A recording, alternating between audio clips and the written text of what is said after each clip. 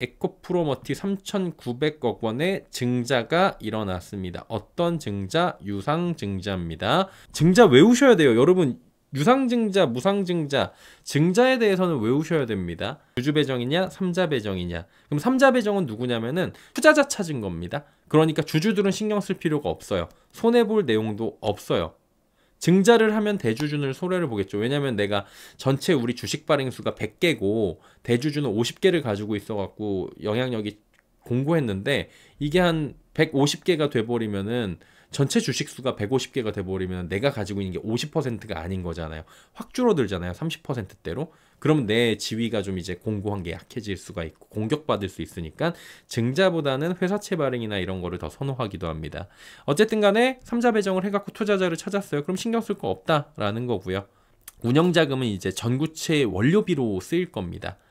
그리고 타법인 증권취득은 인도네시아 재련소 그린 에코니켈 지분 인수대금으로 쓰인다고 여기 들어가 있고요. 기타 자금은 그린 에코니켈의 시설 투자나 운영대금 지원을 위한 대여금입니다. 목적이 분명히 지금 좀 나오고 있는 거예요.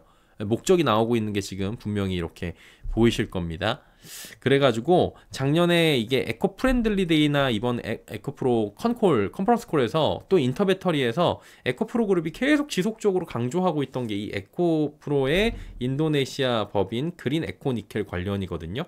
이곳에 대한 지분 인수 대금, 뭐 시설 투자, 운영 대금 이런 걸로 주로 이제 사용을 된다라고 보면 되는 거고요. 얘네가 얼마 전에 시장에서 3천억 원 정도의 회사채를 좀 발행할까 말까라고 고민했고 IMM 인베 쪽에서 좀 들어올 거라는 얘기들이 있었어요. 거기가 이제 약간 전통적인 우군이거든요. 이쪽한테는 투자를 많이 좀 해줬었고 예전부터 그 얘기가 좀 있었는데 회사채보다는 삼자배정 쪽으로 돌렸고요. 수요 알아보고 그렇게 돌렸다라고 하니까 자금 목적은 시설 투자 그 다음에 지분 확보 그래가지고 향후 미래를 도모하기 위해서 거기에 따른 운영 자금을 쓰기 위한 것이다. 이렇게 보시면 될 것 같습니다. 이거는 에코프로 그룹이 가장 사활을 걸고 있는 분야예요. 이 그린에코니켈을 통해 가지고 양극재 그 삼원계 양극재 가격 파괴를 통해 가지고 시장을 장악하겠다 이런 야심찬 포부를 가지고 있는 그런 상황인 겁니다. 삼원계하고 LFP하고 가장 큰 차이점은 LFP가 싸다는 거잖아요. 삼원계는 비싸다. 뭐 여러 가지가 있는데 가격적으로만 봐도 좀 차이가 있는데 삼원계 양극재를 LFP만큼 싸게 만들어 버려 가지고 완전히 가격 파괴를 해버려요. 근데 마진 떨어지면 어떻게 마진은 근데 두 자릿수가 나도록 하는 구조. 근데 그게 당장 내년부터 나와.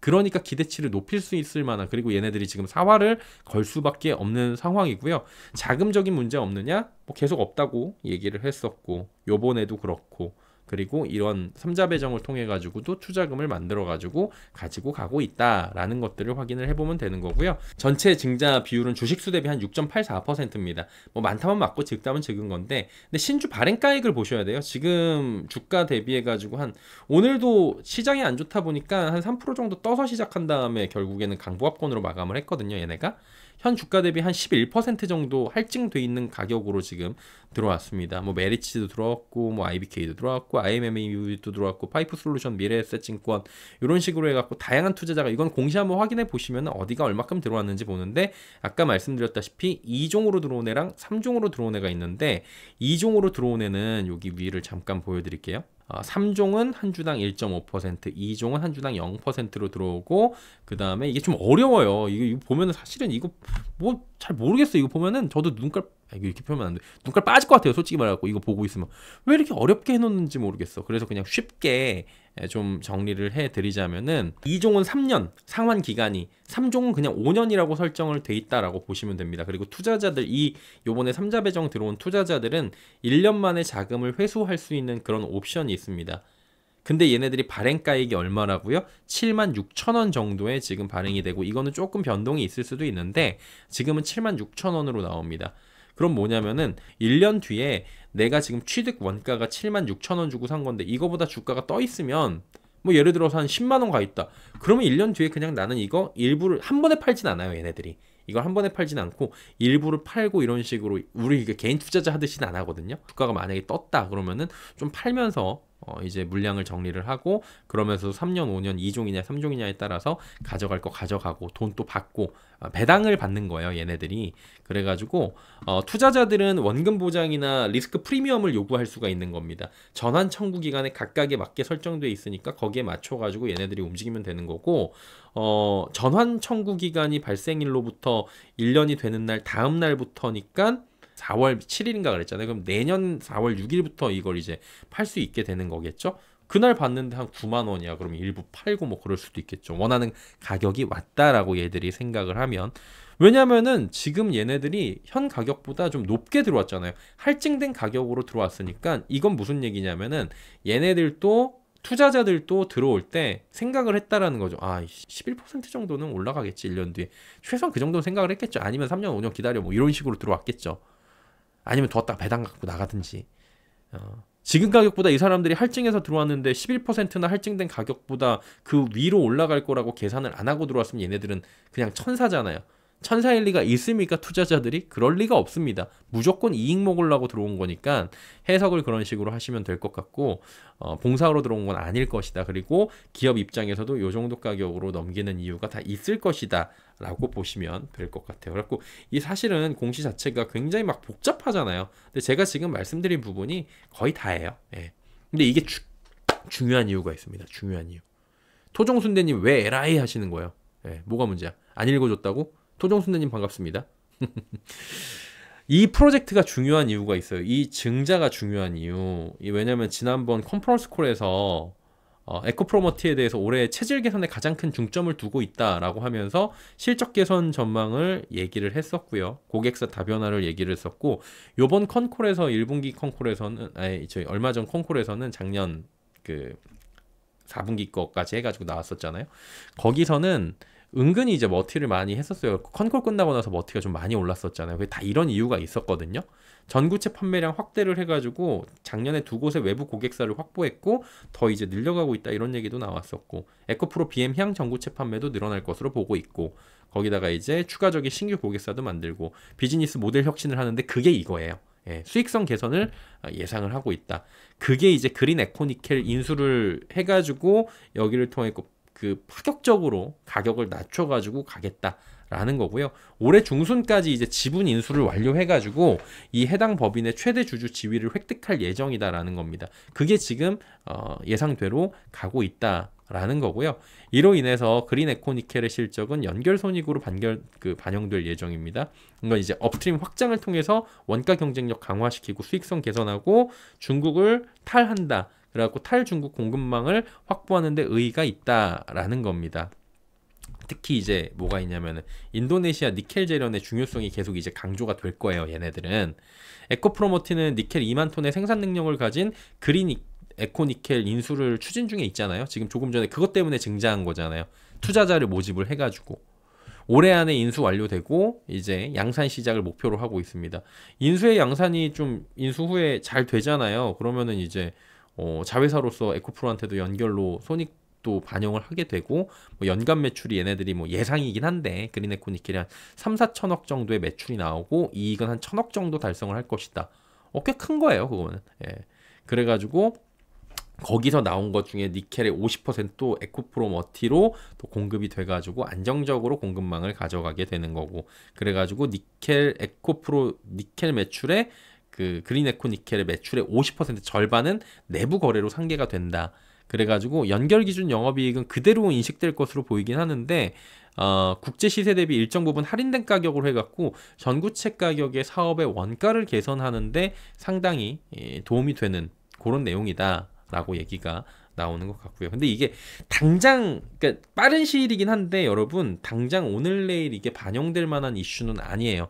다만 지금 증자의 의미는 얘네들이 이거를 만들어 가는데 사실 시설 투자를 하고 그러는 데는 돈 많이 들잖아요. 지금 삐그덕거릴 수가 있는 건데 그게 잘 가고 있다는 의미가 있다는 걸 지금 설명을 해드리고 얘네들이 이거를 왜 하려고 하는지를 지금 잘 들어보시면 이유가 있다는 거죠. 왜냐하면 파괴적인 원가 절감을 할 수 있다. 이런 얘기들을 계속 하고 있는 거예요. 그러면은 이거 한번 사업 내용 구조에 대해서 한번 보셔야 될 것 같아요. 이게 그 이동채 지금은 이제 고문이죠. 전 회장이 복귀를 하면서 작년에 프렌들리데이에서 다 했던 얘기들이거든요.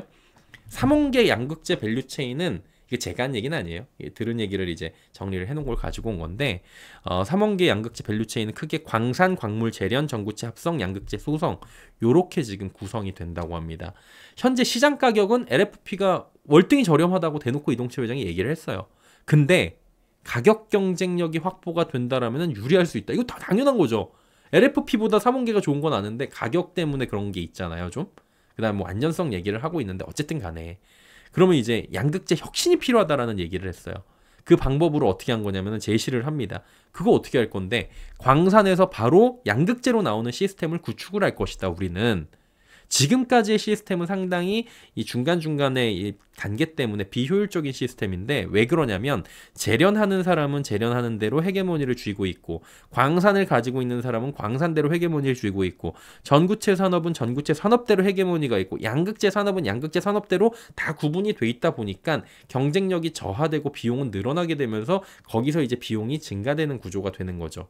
니켈을 예로 들어보면 이게 작년 10월인가 11월 때 얘기인데 16불에 거래되고 있는데 광산 광물은 그 전체 차지하는 20%가 안 된대요. 그러니까 이거를 혁신적으로 놓을 수가 있는 거죠. 이런 중간 마진을 없애버리면 헤게머니를 없애버리면 그 80%의 부가가치는 재련이 먹고 있는 거래요. 그러면은 이 80%의 부가가치를 갖고 있으면 전체 양극가까지 다 생산하고도 남는 가격 파괴가 된다라는 겁니다. 이미 이 그룹은 자기들이 얘기를 했어요. 이건 제가 한 게 아니라 본인들이 얘기한 겁니다. 2년 전부터 인도네시아 광산과 재련에 투자를 하고 있고 지금까지 뭐 3억 달러 규모로 투자를 했고 해보니까 자신이 있다. 그래가지고 내년 상반기가 되면 가격이 완전히 파괴된 양극재가 나올 수 있다라는 구조를 얘기를 했습니다. 이게 핵심이었던 것 같아요. 뭐 5년 6년 걸려가지고 뭐 2028년부터 2033년까지 5년간의 수주를 받은 게 아니라 당장 내년이면은 요런 것들이 나올 수 있다라는 기대감. 물론 이제 시장이 많이 반영은 안 됐죠. 그래갖고 양극재 가격이 예를 들어서 구조적으로 50% 이상 만약에 낮출 수, 이 회사의 계산대로 낮출 수 있게 되고 니켈 가격이 뭐 따라서 양극재 판매 가격이 재련 부가가치로 커버하고도 남게 되고 이익률은 또 이제 팔았는데 싸게 팔았는데 이익률은 20%가 넘어가. 이런 말도 안 되는 모델이 탄생할 수 있는 이런 계산이 떨어진다는 겁니다. 그래갖고 에코프로 머티리얼즈가 한국의 전구체 기업으로는 처음으로 인도네시아에 있는 재련 기업 그린에코 니켈을 인수 절차에 들어간 거죠. 지금 그게 쭉쭉 작년부터 정상적으로 납입도 되고 있고 진행이 되고 있고 그래가지고 내년 1분기면은 니켈 재련이 양산화 된다고 했는데 그게 지금까지는 그래도 이제 순항을 하고 있다라고 보여지는 거고요. 그래가지고 전구체 말단 광산부터 전구체 재련 부가가치 니켈 이런 것들을 싹싹싹싹 해가지고 헤게모니를 전부 다 빼버려가지고 가격 파괴를 일으켰다. 이게 핵심인 겁니다. 한마디로 정리를 해드릴게요.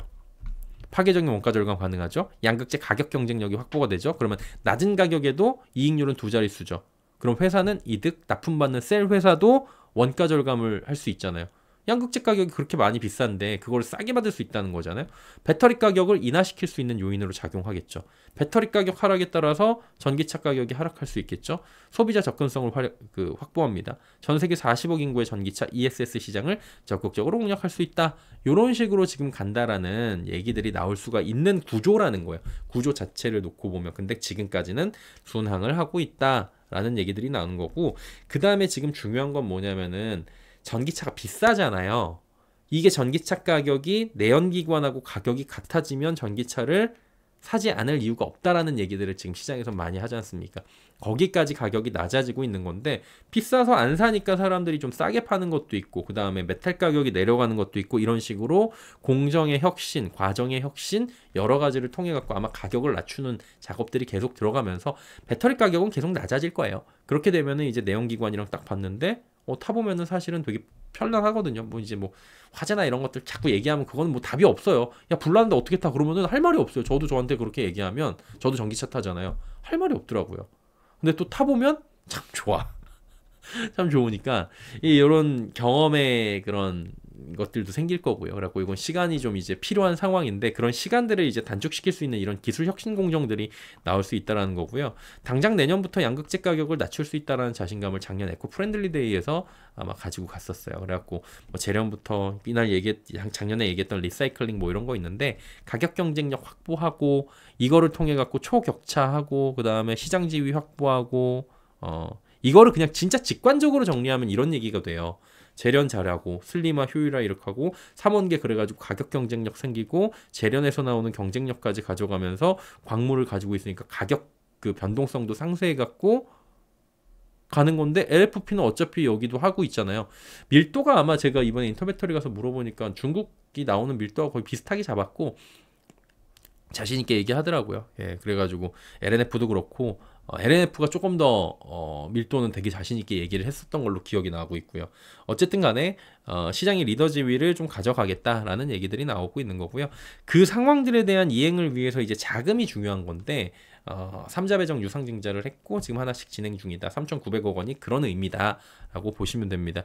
지금이 이제 잘 유지되는지 여러분은 보셔야 되는 거예요. 예, 그게 보셔야 되는 거고 정말로 양극재 혁신이 얘네들이 얘기하는 정도로 나오는지 그것도 봐야 되는데 진짜 만약에 이게 말 그대로 비슷한 수준으로 가면 이건 진짜로 혁신입니다. 경쟁력은 상당할 수밖에 없다. 이런 부분들을 우리가 좀 확인을 해볼 수가 있을 것 같고요.